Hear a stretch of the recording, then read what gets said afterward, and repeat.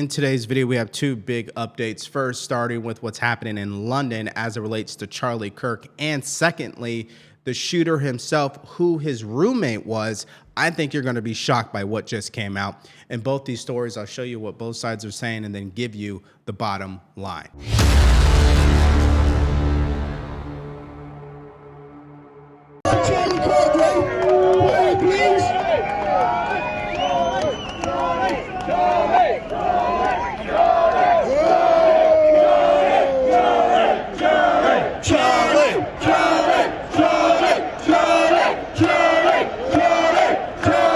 Okay, what you just saw there was a clip out of London, out of all places, honoring, celebrating the life of Charlie Kirk. This is happening at a festival called the Free Speech Festival, also being led up by Tommy Robinson.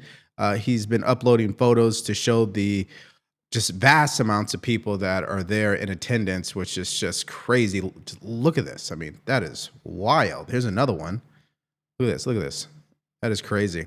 So he's out there honoring Charlie, and that is just a great moment and gesture for the people who say, well, who is this guy? And why do people care? Listen, just pay attention to the reactions.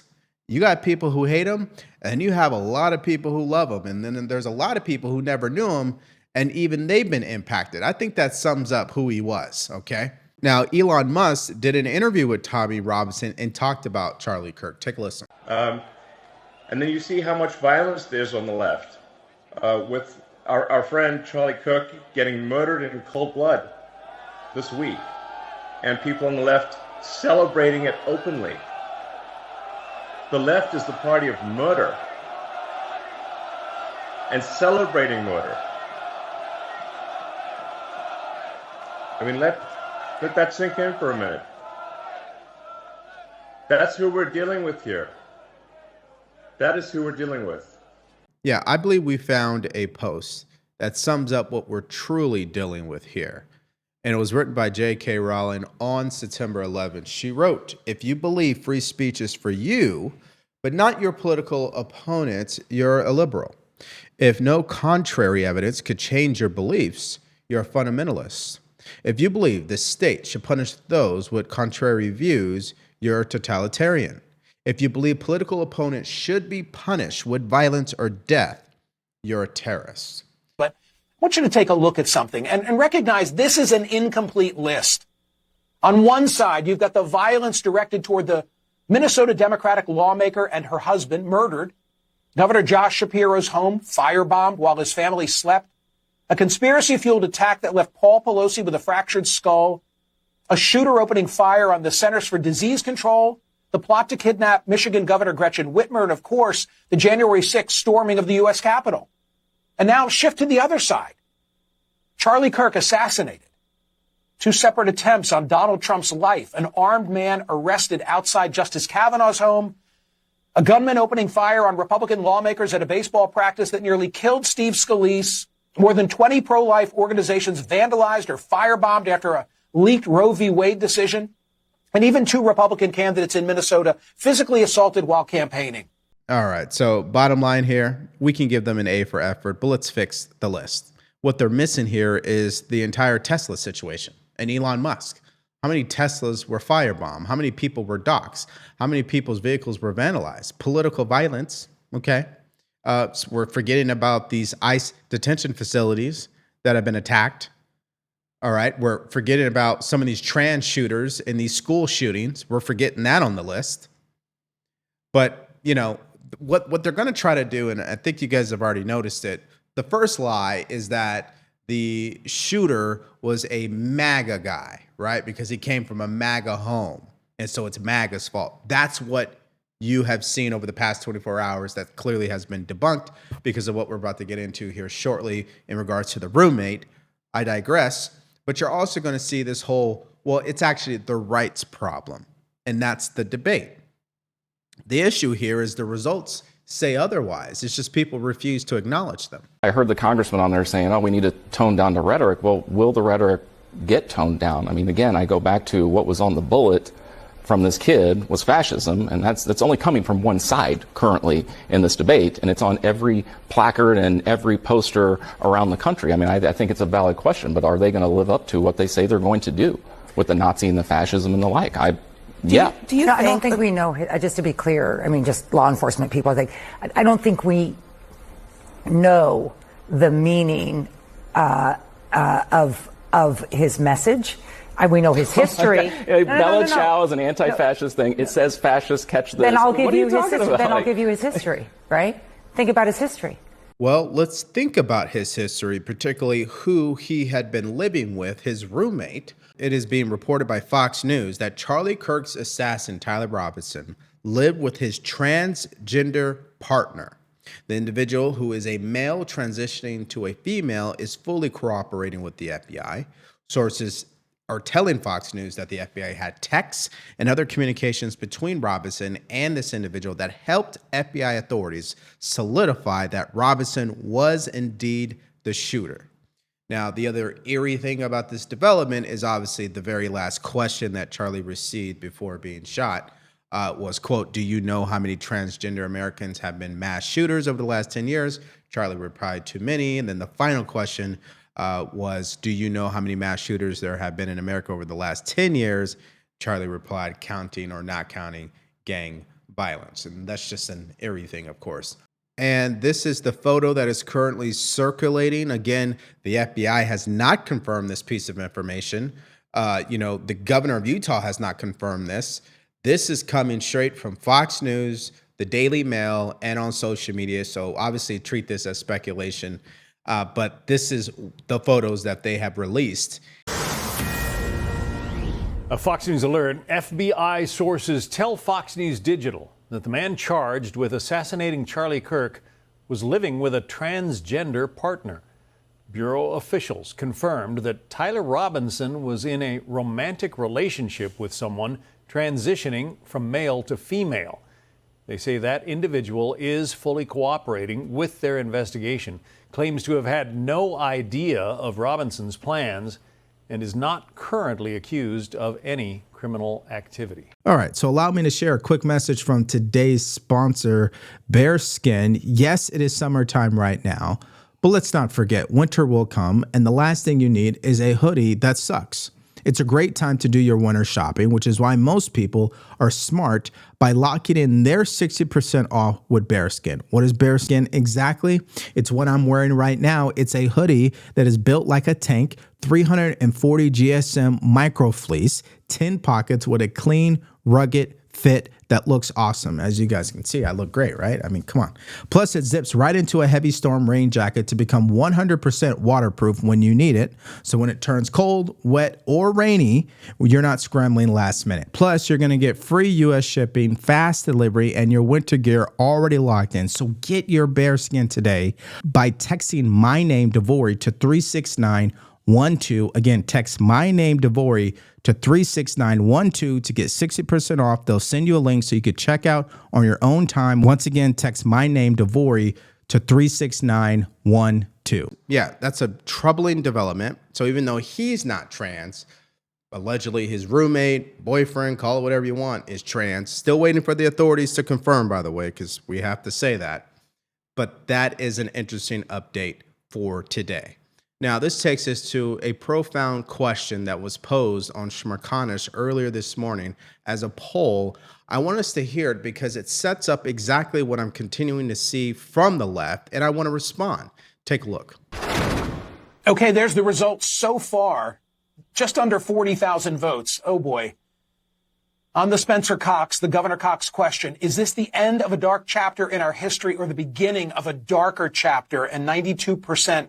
I'm sure, I hope that you all want to be wrong in saying, it's just the beginning, which I guess begs the question of, what are you going to do about it? What are you going to do about it if that's what you see for the country? In light of the expertise that you heard on today's program and over the span of the 12 years I've been here, you know what the answer is? Go volunteer. Go mentor someone. Go to church. Go to a synagogue. Go to a mosque.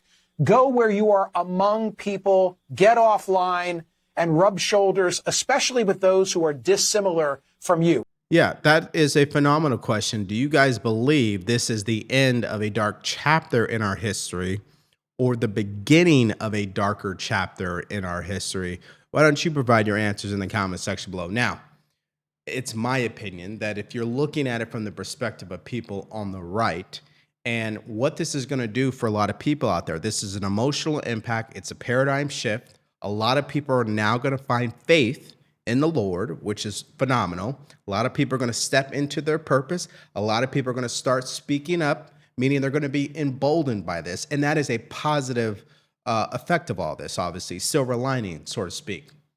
However, if you're looking at it from the perspective of the left, I'm not too sure it is the end of a darker chapter, because you're still going to have people like Jamel Hill who are saying things like this. The reason he was labeled a white supremacist is because he believed in the superiority of white people, which is why he said that he would be concerned if he saw a black pilot, which is why he said that he questioned the brain processing of brilliant minds such as Joy Ann Reid and Ketanji Brown Jackson, because he ultimately believed in the superiority of white people. So I don't think I'm being insensitive by bringing that up. And the only reason I feel like I even need to bring that up is because of the counter narrative that is establishing itself. Okay, so the counter narrative that she's pissed off about is that people are honoring Charlie Kirk. That's the first thing. Secondly, this critique that has been brought up about Charlie Kirk and why some black people believe that he is racist is because he made the comments that if he saw a black pilot when he got on the plane, that he would question that pilot's qualifications. Now, what they leave out is the context of that statement, because we live in a TikTok age where they take the clip and they remove all context. And the context was that United Airlines did exactly what Joe Biden did, which is they purposely came out and said a percentage of our pilots are going to be people of color. And so in order to obviously make that happen, standards had to change. So if somebody wanted to critique the way that Charlie Kirk did, I don't believe that makes them racist. Now, you may say it was a bad take. That's fine. But to say that he's racist, I think is really being disingenuous. And finally, Joy Reid. I'm tired of white supremacist beliefs being considered a difference of opinion. I'm really sick of that. You know what's the difference of opinion? Is if you like DC and I like Marvel. That's a difference of opinion. If you say Drake is the greatest rapper of all time and I think it's Jay-Z, that's a difference of opinion. What's not considered a difference of opinion? If you think black people are inherently inferior to white people, and I think the opposite, that is not a difference of opinion. That is you being a racist. So there's no convincing someone who automatically thinks Charlie Kirk is a white supremacist. They think President Trump is a white supremacist. I mean, they act as if we're still in the 1960s.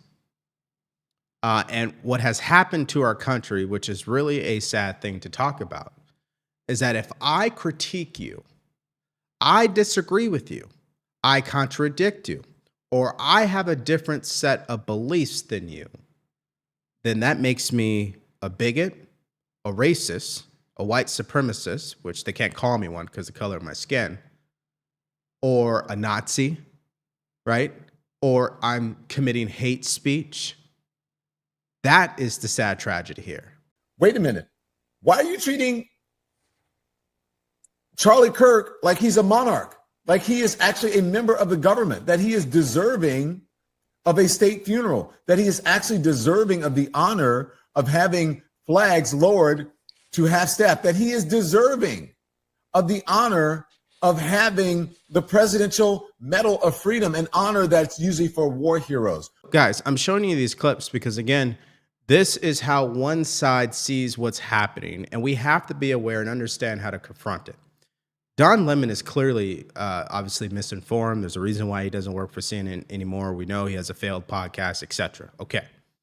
But he goes on to say that the Presidential Medal of Freedom is for war heroes. Now, let's just stop there. For my veterans out there, a war hero does not receive the Presidential Medal of Freedom. What do they receive? Come on, tell me in the comments. The Medal of Honor. So if you're going to come out and critique the fact that the president is going to honor Charlie Kirk, you're going to cry about people honoring Charlie Kirk, can you at least get the facts correct? Now, it's their right to criticize this. I care less about that because it's really wasted energy anyway. But this is how they mislead their viewers. And their viewers are not critical thinkers. They'll never say, oh, well, let me actually, is that true what Don Lemon said? Let me go look that up. They're not going to do it. Yeah, and so this takes us to the other development of today, and that is with the FBI, particularly Kash Patel. The president has come out very publicly and has said that the FBI did an amazing job. It says it right here. Trump praises FBI Director Kash Patel for speedy capture of Charlie Kirk's assassin. This is posted on Fox News, but there's only one problem, ladies and gentlemen. The only thing that the FBI got right in all of this situation was they released the photo of who they believe to be the shooter, the person of interest. That's the only thing they did correctly. They arrested 2 people that were not the shooters. And Kash Patel went on social media talking about they got the shooter, and it didn't end up being him. And so there has to be, and maybe this is later down the road, a serious discussion of what is going on at the FBI. 33 hours until the shooter was finally apprehended, but not because the FBI found him, but because his family turned him in. Now, speaking of that photo, here is MSNBC's perspective. Take a look. Well, it seems like this, in some measure was the strategy all along, and they continue to talk about it in this way. Put the images out there, hope somebody recognizes this suspect. Yeah, and look, that's, I don't know if I'd call that a strategy. I would call it a common practice. You never want to rely on hope to wrap your investigation up, but in an age of mass media where people consume television and online content and podcasts with ridiculous regularity, you'd be foolish if you did not sensitize people to this. So I do have some things to critique, obviously, about the way that FBI leadership handled this, but putting the information they did out there is not really one of those things. Yeah, see, it's not very often you hear something that makes sense on MSNBC, but he hit it right on the nail. I mean, releasing the photos clearly played a role here. The father recognized the shooter because of the photos, and then that was kind of like the first domino, so to speak. But this whole roommate situation, and the roommate happens to be transgender, and he was in a romantic relationship with the shooter. I mean, it's like all hell's going to break loose on that. I mean, you guys just wait, okay? But fact of the matter here is, what is the FBI doing? Now, if you guys disagree with me, please explain yourselves in the comments section, but I'm not seeing exactly what they did right in this situation, besides releasing the photos. All right, so why don't you guys give me your reaction in the comment section below. First, to this huge development about the roommate, transgender. They were in a romantic relationship, according to Fox News. What is your direct reaction to that? How does that make you feel now? Secondly, what did you think about London? It was reported that they almost had 1 million people in attendance at this festival. It's insane. And they honored Charlie Kirk there. And give me your reaction to that, and also what Elon Musk had to say. And then, of course, the divisive stuff, which is going to continue. You saw the Jamel Hills of the world and Don Lemon. They both don't know what they're talking about. They only see things through the lens of race. I think they lack discernment. Let me know your reaction to that as well. Just give me all your thoughts in the comment section below. Now, last night, Erika Kirk made a profound statement of strength when she spoke out in a video to continue to say that she's going to keep pushing Charlie Kirk's legacy on, as in keeping herself politically active and pushing Turning Point forward. And also, there were updates about the president sending the National Guard to Memphis, Tennessee, and much more. So if you missed out on those stories, all you have to do is click on that video because it's coming up right now.